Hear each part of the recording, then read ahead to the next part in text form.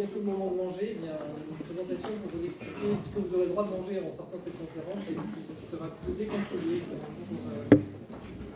après cette conférence. Donc l'idée un petit peu générale, c'est prendre soin de son corps dans l'idée d'améliorer sa santé mentale. On a entendu l'impact d'un bon sommeil, l'impact de l'activité physique, et puis eh bien, beaucoup disent on est ce qu'on mange, et donc je vais essayer de vous présenter maintenant quelques éléments sur la nutrition. Et plus spécifiquement, la question de la psychonutrition qui s'intéresse, donc cette science qui s'intéresse à l'impact de l'alimentation sur la santé mentale. Alors je précise que je n'ai pas de conflit d'intérêt, notamment que je n'ai pas de conflit d'intérêt avec ni Jean-Pierre Coff, ni Rika Zaraï. Ce n'est pas une présentation de ce type-là que je vais vous faire, malgré les ressemblances sur la couleur des lunettes. Je dirais que c'est le seul point. Par contre, ce que je vous recommande, c'est un ouvrage plus scientifique qui a été fait par un de mes collègues, le docteur Guillaume Fond de Marseille, qui s'est beaucoup intéressé à cette question de la psychonutrition, qui a sorti récemment un livre qui s'appelle Bien manger pour ne plus déprimer, et qui essaie de présenter des éléments scientifiques qui viennent appuyer un peu les arguments diététiques que je vais vous évoquer. Et le docteur Guillaume Fond est très actif sur les réseaux sociaux, donc vous trouvez un tas de vidéos, notamment qui parlent de la psychonutrition et qui pourront être des bons compléments à votre présentation. Alors, ce que l'on sait, c'est qu'il y a un lien étroit entre notre intestin et notre cerveau. Je pense que maintenant, c'est entré dans la conscience populaire. Donc, tout le monde a entendu parler du microbiote et de l'impact en fait, de ces bactéries qu'on a dans l'intestin qui ont un impact sur notre santé physique, mais aussi sur notre santé mentale. Plusieurs éléments pour vous illustrer, notamment ce syndrome de l'intestin irritable, qui est une pathologie simple de l'intestin et qui est associée à une fréquence de troubles psychiques plus importante, d'anxiété, de dépression. Tout ça étant lié au départ à un dérèglement du métabolisme et de l'absorption au niveau intestinal. Ce qu'on sait aussi, c'est que dans beaucoup de nos pathologies en santé mentale, eh bien, on a une propension à prendre du poids. Nos médicaments n'aident pas, puisqu'ils ont tendance à faire justement prendre beaucoup de poids. Et que la prise de poids eh bien, maintient une inflammation tissulaire de bas grade qui a un impact sur le fonctionnement cérébral et qui altère la santé mentale. D'où l'idée de pouvoir justement proposer des éléments qui vont prendre en considération cette dimension de l'alimentation pour essayer de contrebalancer ces effets qui sont parfois induits par nos médications. Alors ce que l'on sait aussi, c'est que consommer régulièrement des fruits, et régulièrement ça veut dire plus ou moins à chaque repas de la journée, eh bien, réduit de 15% la prévalence, l'incidence de la dépression. Et manger régulièrement des légumes permet de réduire aussi le risque de dépression, cette fois de presque 10%. Ça, c'est des chiffres, ça ne vient pas de nulle part, ce sont des études qui ont été faites ici, sur une étude qui a été faite sur une population de sujets âgés. C'est une méta-analyse de nombreuses études qui sont intéressées au comportement alimentaire et au lien avec la santé mentale, et qui permettent de retrouver une association qui est claire et significative. Ça ne paraît pas grand-chose, mais si on rapporte ça à l'échelle de la population française, c'est entre 1 et 4 millions de dépressions qui peuvent être en quelque sorte prévenues simplement par cette action sur le régime alimentaire. Ce qu'on sait aussi, c'est que cette alimentation qui est plutôt saine eh bien, va permettre, donc, typiquement le régime méditerranéen, sur lequel je vais parler un peu plus tard, permet là aussi de réduire de 33% l'incidence de la dépression. C'est vraiment pas rien en termes populationnels. A l'inverse, la junk food, ou toute l'alimentation qui est plutôt pro-inflammatoire, eh bien là aussi augmente le risque de dépression de 33%. Et si vous arrêtez ce type d'alimentation, vous réduisez aussi votre risque de dépression de 25%. Donc j'insiste, c'est pas rien comme impact sur la santé mentale. Et ces publications, elles viennent des plus grands journaux pendant la psychiatrie, Molecular Psychiatry, et tout le monde rêve de publier dans ce journal-là. C'est du lourd, c'est des enquêtes qui ont été faites dans plusieurs populations générales et qui montrent des tailles d'effets tout à fait intéressantes, raison pour laquelle on peut en parler aujourd'hui. Ça montre aussi, si des journaux comme ça publient ce type d'articles, ça montre que la communauté scientifique se réintéresse à la question de l'alimentation et ne considère pas ça comme un by-product de la science. Alors qu'est-ce qu'on peut conseiller? Et là maintenant on va entrer dans les 5 conseils à ramener chez vous à la maison. Premièrement, 2 régimes à conseiller. Pourquoi 2 régimes à conseiller? Parce que c'est peut-être ceux sur lesquels on a un peu plus de recul et peut-être des accumulations scientifiques plus lourdes que d'autres. Le premier qui arrive en tête, c'est le régime méditerranéen. Régime méditerranéen qui consiste en quoi? Qui consiste, vous le voyez ici, à consommer une quantité assez conséquente de légumes, de fruits tous les jours, quelques céréales complètes, des épices, des noix, de façon plus ponctuelle de la viande, du poisson, des œufs aussi, qui sont un aliment tout à fait intéressant, limiter un peu les produits laitiers, de façon un peu moins fréquente, et surtout éviter viande rouge et sucreries, pas interdit, mais disons de façon la moins fréquente possible. Tout ceci étant combiné aussi avec une activité physique. Et on pourrait y rajouter un bon sommeil, comme ça on a un cocktail healthy de la journée. Donc le régime méditerranéen, c'est vraiment un régime qui a été particulièrement étudié et qui ressort comme étant le meilleur. Pourquoi? Parce que, il est scientifiquement prouvé comme étant efficace sur des paramètres de santé mentale et sur le poids, et 2, parce qu'il est relativement facile à pratiquer. Et ça, c'est un élément important, parce qu'il y a plein de régimes qui existent, et plein de régimes qui sont difficiles à suivre. Celui-ci, il arrive en tête depuis 3 ans dans le classement des régimes, parce qu'il est relativement simple à faire, et il est efficace. Le deuxième, pour qui c'est un peu compliqué de choisir leurs aliments, c'est le jeûne intermittent, qui est devenu aussi assez populaire. En quoi ça consiste? Eh bien, ça consiste à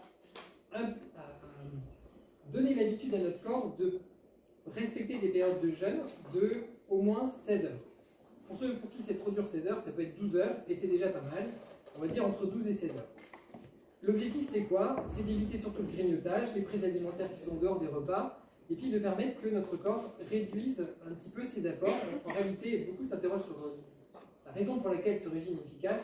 Probablement, sa simple raison pour laquelle il est efficace, c'est qu'il diminue les repas qui sont les plus caloriques, soit le petit déjeuner, soit la collation de 16 heures, et qui sont souvent les encas les plus sucrés, ceux qui apportent plein d'énergie dont on n'a pas forcément besoin. Donc en tout cas, ce régime intermittent permet de réduire un peu l'apport calorique, et ça a un effet prouvé sur la réduction du poids. Maintenant qu'on a dit les choses à conseiller, les choses à éviter. Ça paraît assez évident, mais tout ce qu'on a très envie de manger parce que c'est super bon, c'est sucré, c'est gras et ça nous donne envie de revenir, eh bien, pas de bol, c'est quand même ce qu'on a plutôt tendance à ne pas conseiller de consommer. Pourquoi? Parce qu'on sait que ces produits qui sont ultra transformés, eh bien, ça contient énormément de sucre caché. Donc, quand vous avez l'impression de manger des choses qui ne sont pas très sucrées au goût, en réalité, il y a beaucoup de sucres qui sont cachés. Ça augmente, et ça c'est bien très décrit, le risque cardiovasculaire et le diabète. Et puis surtout, c'est un type d'alimentation qui, de façon incidente, vous donne envie d'en manger toujours plus. Et on sait que des personnes qui ne font pas attention à ce type d'alimentation, eh bien, vont avoir de façon un peu automatique tendance à consommer 500 calories de plus par jour et à prendre en moyenne 1 kg de plus tous les mois. Donc, une façon simple de prendre 1 kg de plus tous les mois, c'est d'éviter ce genre d'alimentation qui est très pourvoyeuse en inflammation, en sucre et en tout ce qui n'est pas très bon pour notre organisme. Ensuite, on pourrait faire une liste longue d'aliments à privilégier. J'ai choisi de me limiter à deux grandes cases. Des aliments qui ont un potentiel antioxydant, qui évitent un peu le stress oxydatif auquel on peut être soumis, notamment les fruits rouges, les artichauts, les choux verts, les épinards. Plus je vais lister la liste, et plus vous allez avoir envie de manger, donc je vais m'arrêter. Mais tout ce qui est noix, amandes, etc. sont des aliments tout à fait intéressants, justement. Et puis, il y a quelques aliments qui ont une efficacité démontrée comme rôle anti-inflammatoire. Là aussi, ça repose sur de la science, ce n'est pas que des conseils de cuisine. Mais l'ail, le gingembre, le safran sont des épices et des produits qui ont un fort pouvoir anti-inflammatoire. Et le curcuma mélangé au poivre. On trouve de la littérature scientifique sur ces produits de qualités diverses, mais qui montrent quand même l'intérêt de ces produits. Alors la question qu'on peut se poser, c'est est-ce que tout tient dans notre assiette ou est-ce qu'il ne faut pas quand même qu'on aille chercher un peu ailleurs des suppléments parce que notre alimentation est finalement, quoi qu'on fasse, toujours carencée dans certains produits. Alors, quand on cherche à avoir un impact assez fort sur la santé mentale, oui, il y a quelques compléments alimentaires qui ont démontré leur efficacité en population générale et en population clinique, et notamment les oméga 3. Parce que tout le monde dans cette salle a entendu parler de ces oméga 3, donc c'est des oméga 3, des acides insaturés qui sont très riches dans les poissons. Et on a deux solutions, soit consommer énormément de poissons, c'est pas super pour ces pauvres bêtes, et en plus il y a un risque d'intoxication au plomb, il y a différents types de toxiques parce que les mers sont, comme vous le savez, de plus en plus polluées. Donc Une autre solution, c'est de les consommer sous forme de capsules. Et là, les doses recommandées sont au minimum plus de 2 grammes à peu près d'oméga 3 de type EPA. Je vous fais grâce du nom de cet acide parce que j'ai encore essayé de me le remettre en tête hier et j'y arrive pas. Les iucosanao et puis voilà, j'y arrive pas. Donc EPA, facile à retenir. C'est pas le produit qui vous donne des globules rouges, c'est l'autre. Donc pour avoir un effet sur la dépression, des méta-analyses qui montrent qu'il faut une dose minimale de plus de 2 grammes par jour. Pour l'anxiété, c'est plutôt la DHA qui semble impliquée, plus de 400 mg par jour. Attention, dans le commerce, vous trouvez souvent des conditionnements où on vous dit prenez 2 à 3 comprimés par jour et vous avez la dose efficace. En réalité, souvent, il faut doubler la dose par rapport à ce qui est indiqué. Doubler la dose, ça veut dire doubler le prix, et ce n'est pas des médicaments qui sont remboursés, donc ça a quand même un certain coût. Voilà. En tout cas, on trouve de plus en plus d'articles qui recommandent l'utilisation de ces produits, même en add-on dans des dépressions bipolaires. Et il y a quelques études qui ont montré que ceux qui ont un déficit dans ces oméga 3 eh bien, ont un risque augmenté de faire des troubles mentaux.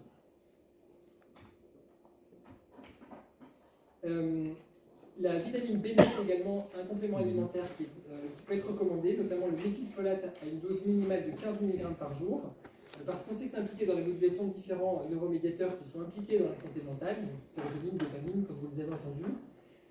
La vitamine B9, on en trouve beaucoup dans les aliments qui sont verts. Acide folique, ça vient de l'idée que des feuilles, donc on les trouve dans les aliments verts. Par contre, cette vitamine peut être absorbée dès lors que les aliments ne sont pas cuits, puisque la cuisson a tendance à détruire cette vitamine. Et donc, soit consommer bien beaucoup d'aliments crus, soit les prendre en complément. Et il y a des effets prouvés là aussi sur la réduction de la dépression en comparaison au placebo, avec peut-être pas chez tout le monde cette vitamine à conseiller, mais peut-être à vérifier chez des personnes qui ont naturellement un taux faible de B9, et plusieurs personnes sont carencées en B9, ou dans certaines conditions particulières, la grossesse ou des personnes qui ont des troubles intestinaux, des diarrhées répétées avec un défaut d'absorption, et pour qui cette vitamine peut être utile. Puis encore d'autres compléments alimentaires, je vais aller passer vite dessus, mais c'est juste pour dire que ceux-là aussi ont une efficacité démontrée par la science. Donc la vitamine D avec des posologies que je vous indique ici, le zinc en aliment supplémentaire, et puis la N-acétylcystéine, c'est un produit qui est un peu particulier, c'est un fluidifiant bronchique, mais dont on découvre les propriétés anti-inflammatoires de plus en plus, et qui a même un effet prouvé dans la schizophrénie sur la réduction des symptômes négatifs, une cible justement que les traitements antipsychotiques arrivent très mal à soigner, et donc pour lesquels on a des données à ce jour assez robustes. Alors, j'ai beaucoup focalisé sur ce qu'on a sur l'assiette, mais c'est vrai qu'on se nourrit de ce qu'on mange, mais on se nourrit aussi de beaucoup d'autres choses, et notre cerveau se nourrit notamment de tout ce qu'on met dans son cerveau, et on nourrit beaucoup notre cerveau aujourd'hui par ce genre de choses. Et comme je demande, ça ne va pas être très bon en fait, dans la non-consommation d'écran. Pour me rassurer, hier, j'ai regardé un peu la littérature pour savoir un peu ce que ça disait et à quel point c'était potentiellement nocif. Donc je suis tombé sur une méta-analyse qui avait inclus 40 000 enfants et adolescents, à peu près 50% de filles, et qui montrait dans cette population que à peu près un quart étaient addicts aux écrans, c'est-à-dire avaient une consommation un peu trop élevée d'écran dans la journée. Et impact sur la santé mentale, ces personnes qui ont une surconsommation d'écran eh bien, ont 3 fois plus de risques de dépression, 3 fois plus de risques de symptômes anxieux, de troubles du sommeil et de stress. Ça m'a tellement fait peur que j'étais me coucher assez rapidement, je me suis brossé les dents, j'ai une petite histoire pour me rassurer et je me suis endormi presque comme un bébé. Donc voilà, ça c'est juste pour dire que les écrans ça nous rend beaucoup de services, il y a aussi des applications qui sont beaucoup utilisées dans l'aide à la santé mentale, mais attention de ne pas être prisonnier de ces technologies. Et puis un dernier élément, c'est les environnements qu'on fréquente, et là ça fait bien le lien avec la présentation de Pierre Calipé. Plusieurs études qui sont intéressées à faire de l'exercice, oui mais où, et le green exercise, c'est le terme que j'ai découvert dans la littérature, c'est comme ça qu'on appelle. C'est pas la même chose de faire du sport dans une salle de sport et d'aller courir au grand air dans un environnement vert. Et quelques études qui ont montré justement des effets bénéfiques sur la sensation de bien-être, en particulier chez les personnes qui ont plutôt un niveau de bien-être faible, bien qu'ils bénéficient de cette activité physique dans un environnement vert. Et ça rejoint beaucoup d'études qui montrent aussi l'impact de la forêt, des balades dans des environnements verts, comme étant ressourçants et positifs pour la santé mentale. Donc, la nourriture, c'est ce qu'on met dans la bouche, mais c'est aussi ce qu'on met dans nos impressions de façon plus générale. Merci pour votre attention.